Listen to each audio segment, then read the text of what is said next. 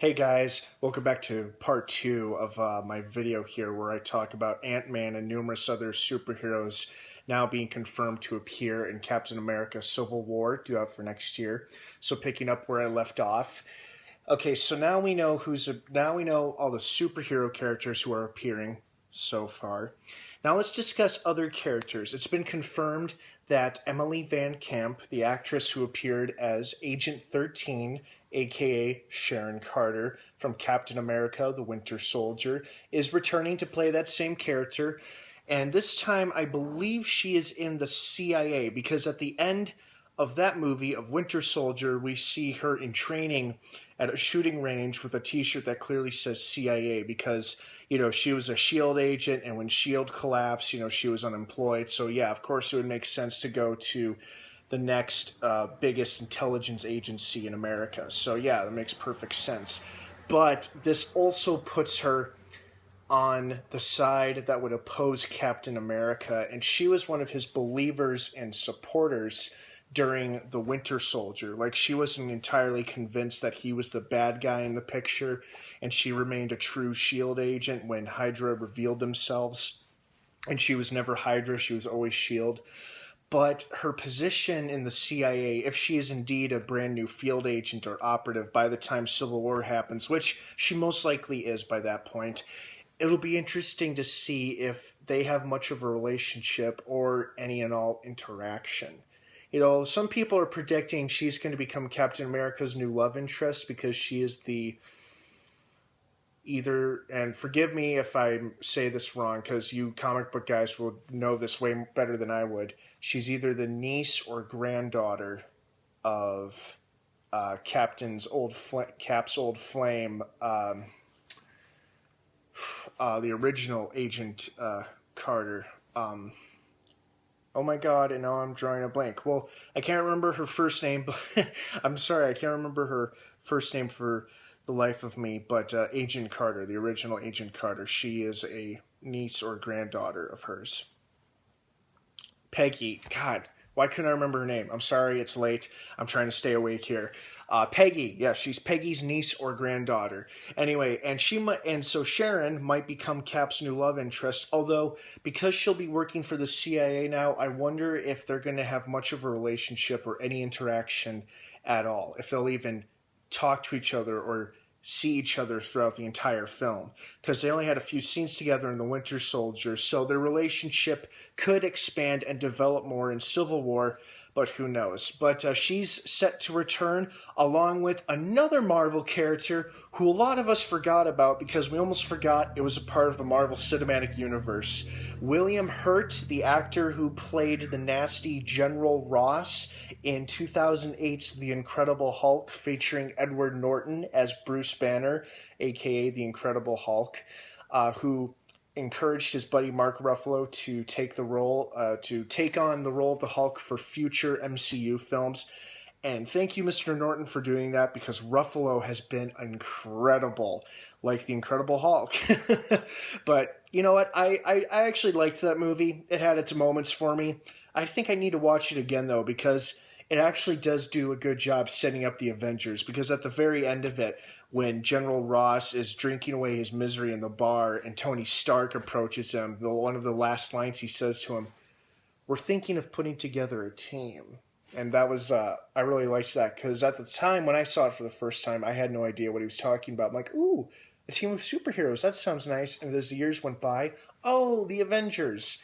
Anyway, but yeah, he is set to return, and that's really exciting because, he's obviously trying to hunt down the Hulk during the Incredible Hulk during that film, even though his daughter is in love with Bruce Banner. He doesn't really give a rat's ass because he wants the Hulk for military research purposes, because the Hulk is supposed to be like a living biological weapon or the next stage of biological warfare or super soldier warfare. And he wanted to get his hands in it, but unfortunately he wasn't able to. which is why he was drinking away at the end of that movie. Anyway, but he is set to return, and he is most likely very much actively involved in the U.S. military, and I believe he is going to play a huge part in Civil War, because as far as I believe, when superheroes or superhuman beings refuse to sign up for the Registration Act, superheroes who have agreed and who have signed on basically kind of unintentionally pledge themselves to the U.S. or the world government are tasked to hunt down and make their fellow superheroes sign up or possibly destroy them. And if not destroy them, take them into custody. Although, now that I think about it, I believe I heard someone telling me the other day Captain America actually recruits a number of supervillains, the enemies of his fellow superheroes who refuse to sign up for the Registration Act, and he has them hunt down the superheroes who won't sign up, which would also be awesome to see. But in this case, it's most likely that General Ross is going to be in charge of the unit or play a key role in tracking down superheroes who refuse to sign up and cooperate with the U.S. and world governments. He's going to be like, okay, Captain America doesn't want to play by the rules, take him down! And, he's going to be very much anti-superhero throughout the movie, probably. Mostly because of his experiences in The Incredible Hulk, but he also may just be following orders as a soldier and an officer of the U.S. military. He may have no choice in this. In fact, his thoughts and views on superheroes may have changed, but it seems unlikely because he's a real hard-ass and incredibly stubborn. So if his views do change, it's because the end of Civil War, if something happens to him or if he does have a change of heart. But I think it's going to be really exciting and cool to see him take on the task of trying to track down superheroes who refuse to cooperate with the Registration Act and see how he responds or how he has to respond. So that's very exciting. Also set to appear, who may be working alongside Ross, or maybe one of the not necessarily superhuman beings, but one of the characters who is tasked with locating and either destroying or taking into custody of other superheroes, is Rumlow, aka Crossbones, who survived at the end of The Winter Soldier when he was badly scarred and burned from his fight with the Falcon and from when the helicarrier crashed into the Triskelion, the headquarters of S.H.I.E.L.D.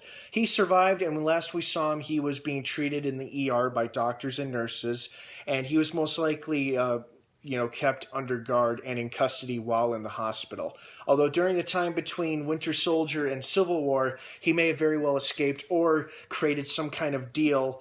Instead of being prosecuted for being a follower and believer of Hydra, maybe he is now acting as an independent agent for the U.S. or world government in keeping super beings and superhuman beings in line or something. And maybe he's tasked, along with the same job that General Ross may or may not have, of tracking down superhumans or superheroes and either destroying them or bringing them into justice to be detained if they refuse to cooperate with the Registration Act.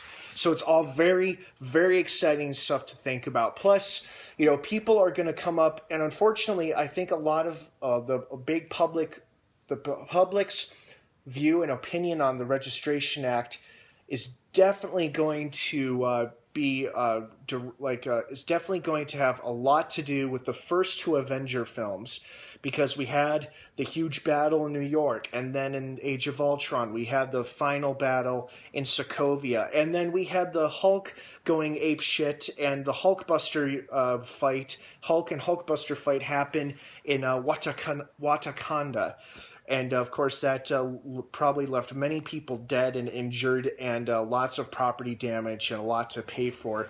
So, yeah, I think a lot of people are probably going to be like, yeah, screw superheroes. We don't need them anymore. Let's make them sign up so we can keep an eye on them and they can't hurt anybody or destroy anything else. On the other hand, there will probably be people who be like, no, we need the Avengers. We need these superhuman beings. We may not understand them or entirely trust them, but we need them because they are powerful enough to protect us and help us in our times of crisis. We need them. So it'll be interesting to see. I think Tony Stark is definitely going to be on the pro side of superhero registration, mostly because he will have so much blood on his hands from creating Ultron and from the events that happened in Age of Ultron, where he feels like superhumans and superheroes should be held accountable, responsible for their actions, whether or not they're acting in the name of peace and freedom, or if they're trying to save lives, they need to be held accountable for their actions. Where Captain America is totally going to be on the opposite side of that, mostly because he will still probably feel like a tool or a puppet when he was entangled in the whole Hydra shield thing during the Winter Soldier. You know, he's not going to be looking forward to working for or answering to Uncle Sam anytime soon. He's always happy to help, but I don't think he's going to want a boss, at least a boss on the government levels, for quite a while. And that's where those two will collide with their differences, and that's what's also going to divide superheroes. And General Ross may try to make a case to Congress or try to make an argument with the world powers saying, we need to keep these superheroes in line. Yeah, they may have saved us from Loki and Ultron and their armies. However, they are incredibly powerful and unpredictable, especially now that one of them has that stone thing in his head. And people might find out that the Vision has this incredible source of power, even though they may not fully understand it. They know how incredibly powerful he is, and once they find out he was designed to be more powerful than the Avengers, that's really going to scare and terrify a lot of people, which will make them act out of fear and not think through the whole situation logically. They'll make bad decisions out of fear and paranoia, and that's what will lead to the Registration Act. Again, guys, please keep in mind this is entirely theoretical and just my opinions of what I think we may or may not see in Captain America Civil War. Either way, I think it's going to be a lot of fun, and I'm very excited on it. My final thought, please be warned, I'm about to address a huge spoiler for the comic book storyline of Civil War, and I don't know if it may or may not happen in the MCU in the movie, but it very well could, although it seems unlikely. Captain America dies in Civil War. I can't remember who kills him, if it's Iron Man or one of his villains or one of Captain America's villains. Either way, Captain America dies, which I think brings an end to the conflict between superheroes, the ones who are pro-registration, the ones who are anti-registration. I could be completely wrong about that, but I do know Captain America dies, and that's when either the Falcon or the Winter Soldier don the uniform and the shield and become the new Captain America, which is an entirely different subject altogether, which I may or may not do in another video. But it seems unlikely in terms of the MCU that they would kill Captain America, because Chris Evans was contracted to do 3 Captain America films, 2 of which he's already done, and 3 Avenger films, 2 of which he's done. And technically, the 3rd Avengers film is 2 movies split into 2 parts, Avengers 3. So it'll be interesting to see of whether or not they actually go through with it, if they do kill Captain America off, and if they'll just have him appear in Infinity Wars Parts 1 and 2 as flashbacks or hallucinations that some other Marvel character gets or sees. Like they see him and he's speaking to them in some hallucination or flashback or nightmare or whatever, or maybe they don't kill him. Either way, guys, I know a lot of fans are already freaking out. Oh, they might mess up Civil War, they might screw it up because they won't kill Captain America. We should trust Marvel by now at this point. Nobody should really be worrying about anything because most of us were blown away by Age of Ultron. It was a fantastic, fun, very satisfying film, and I have strong high hopes for the Russo brothers in writing and directing Civil War. I trust them. I trust Marvel. I think we're all in for a treat. So those are my thoughts on Captain America Civil War. Oh, and I almost forgot. Regarding the character Ant-Man, I'm not sure what kind of a part he'll have to play, whose side he'll fall on. Being a former convict, a professional thief, He may not be too excited or happy about the idea of signing up with the government and having somebody keeping their eyes on him and keeping tabs on him. So he may fall on Captain America's side saying, screw that, I was just serving jail time before I turned into the Ant-Man and became this great hero, and now the government wants me to sign up so they can keep tabs on me? No way, I'm a changed man. I'm not a thief anymore. I'm not putting up with that. But he could fall on Stark's side for some reason. But personally, I see Ant-Man siding with Captain America. Then again, I know nothing about the comic book storyline, so I could be completely wrong. All right, you guys, thank you so much for watching. I hope you're just as excited for Civil War as I am. Please don't forget to comment, subscribe, and like this video. Please share your thoughts, opinions, if there's anything I missed or glossed over, or if you guys want to correct me on anything regarding the MCU or the comic book universe, please feel free. I'm encouraging people to leave their thoughts and opinions below. And thank you so much for watching. And until next time, may the Force be with you.